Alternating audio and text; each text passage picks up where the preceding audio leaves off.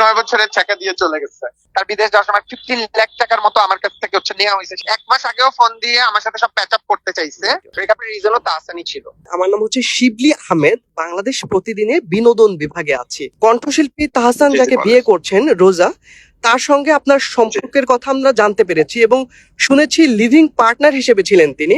So এই ব্যাপারটা কতটা সত্য? যেটা শুনেছেন মানে কিছু রটে তো কিছু বটে।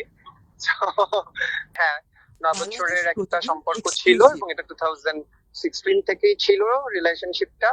আর যেটা হয়েছে আমি আসলে গতকাল পর্যন্ত জানতাম না। গত 3 মাস মধ্যে আমাদের মধ্যে ব্রেকআপ হয়েছে, বাট তারা তখন দেখতেছি বিভিন্ন নিউজ পোর্টালে বলতেছে যে 1 বছর ধরে তাদের সম্পর্ক আগাচ্ছে। সো মানে আমি জানি না আসলে এটা সত্য কতটুকু মিথ্যা কতটুকু, বাট আমাদের সাথে 3.5 মাসের মতো হয়েছে ব্রেকআপ হয়েছে। মানে ব্রেকআপের রিজনও তাহসানই ছিল। বাংলাদেশ প্রতিদিন যেটা সত্য সেটাকে তো আমি ঢাকতেও পারবো না মিথ্যা দিয়ে। আপনাদের মধ্যে সম্পর্কটা কতটা ডিপ ছিল? 9 বছর যদি আপনি যে কারোর সাথে থাকেন, হ্যাঁ, তত এটা তো আসলে খুব বলা বাহুল্য যে কেমন, এটা তো আসলে বলা যায় না যে কেমন ডিপ ছিল না ছিল। 9 বছর একসাথে যদি একটা মানুষের, আর আমাদের চাইল্ডহুড প্রেম ছিল।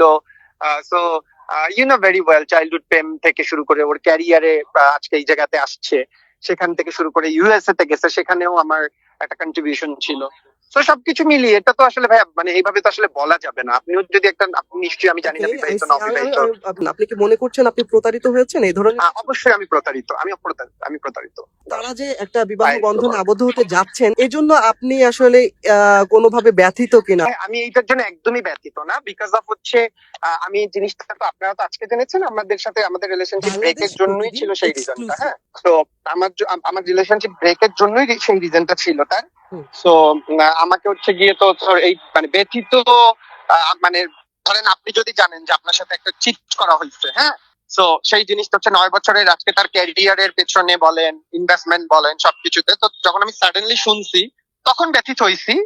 2 মাস আগে তারা অনেক জায়গায় প্রথম আলোতে দেখলাম 1 বছরের নাকি রিলেশনশিপ, বাট আমি কনফার্ম দিতে পারি এটা ফেক, কারণ I have all prove and everything যে আমাদের মধ্যে 4 মাস শুধু ব্রেকআপ হয়েছে। আপনি ম্যারিড কি? না ভাই, আমি ম্যারিড হবো কিভাবে? আমাকে তো ভাই 9 বছরের টাকা দিয়ে চলে গেছে। এবং তার বাবার স্টোরি হয়তো আপনাদের কাছে জানা আছে। না, আমি ঠিক জানি না। আমি আপনাকে একটা নিউজ পাঠাচ্ছি। তার বাবা কিন্তু আওয়ামী লীগের এই কি বলে যে শীর্ষ সন্ত্রাসীর কাতারে এবং ক্রসফায়ার হয়েছে আওয়ামী লীগের আমলে। খুবই ধুরন্ধর একজন নারী। আমি তার সম্পর্কে বাজে কথা বলতে চাই না। এবং আরেকটা জিনিস আপনাকে বলে দিই, তারা ফলাও করে প্রচার করছে যে নিউ ইয়র্কের কি বলে ম্যানহাটন নাকি জানি, সরি নিউ ইয়র্কের না ম্যানহাটন না, নিউ ইয়র্ক ইউনিভার্সিটি থেকে সে কসমেটিক্সের উপর ডিগ্রি লাভ করেছে। হ্যাঁ, আমি আপনাকে আজকে এই জিনিসটা বলি, আপনি তো একজন সাংবাদিক, আমি নিজেও পড়াশোনা করেছি সাংবাদিকতা বিভাগে, আপনি একটু অনুসন্ধানী করে নিবেন। নিউ ইয়র্কে ইউনিভার্সিটি একটা আছে কিন্তু এই রিলেটেড কোনো সাবজেক্ট নাই, আর সে কিন্তু ইন্টার পাস মানে এইচএসসি পরীক্ষা দিছে। সো এই বাংলাদেশের এইচএসসি পরীক্ষা দিয়ে ওই জায়গায় ইউনিভার্সিটিতে ভর্তি হওয়া সম্ভব না। হ্যাঁ, সো এই মিথ্যাচারটা কিন্তু করে যাচ্ছে। সো আপনি আমাকে একটু দেখান, আমি ওই ওয়েবসাইট সহ পাঠাইছি, এই সাবজেক্টই তো নাই নিউ ইয়র্ক ইউনিভার্সিটিতে। এরকম কোন সাবজেক্ট থাকে নাকি কসমেটোলজির উপর এই আন্ডারগ্রেড? আর আপনি ইন্টার পাস করে গিয়ে এমনও তো হতে পারে যে আপনি লাস্ট যখন জেনেছেন তারপরে ইনক্লুড হয়েছে সাবজেক্টটা, এমন তো হতে পারে। আমি তো আজকে জেনেছি, আমার সাথে তো ভাই আমার সাথে তো তার 4-3 মাস ধরে কমিউনিকেশন অফ। হ্যাঁ, আপনি তো মানে অবশ্যই তো নিজস্ব কোনো ডিগ্রি নিয়ে পড়ছেন। একটা ডিগ্রি বা ডিপ্লোমা করতে হলেও 6 থেকে 8 মাসের সময় হয় লাগে, তাই না? মিনিমাম একটা ডিপ্লোমা ধরলাম, আমি ডিগ্রি বাদে দিলাম। এক্স্যাক্টলি। সো ডিগ্রি বাদেও তো গিয়ে লাগে ভাইয়া।